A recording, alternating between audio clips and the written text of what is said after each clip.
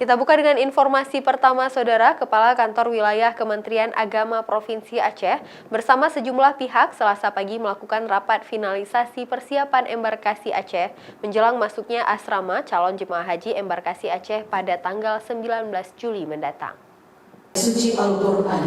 Rapat finalisasi keberangkatan calon jemaah haji embarkasi Aceh di Asrama Haji Lingke, Banda Aceh membahas sejumlah hal seperti kesiapan asrama hingga visa calon jemaah yang masih belum selesai proses pemeriksaan di Jakarta.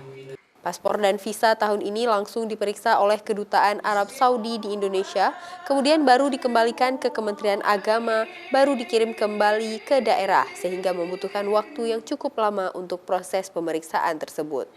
Untuk tahun ini jumlah total calon jemaah haji yang akan berangkat sebanyak 4.600 orang, yang terdiri dari 4.594 jemaah calon haji dan selebihnya adalah petugas.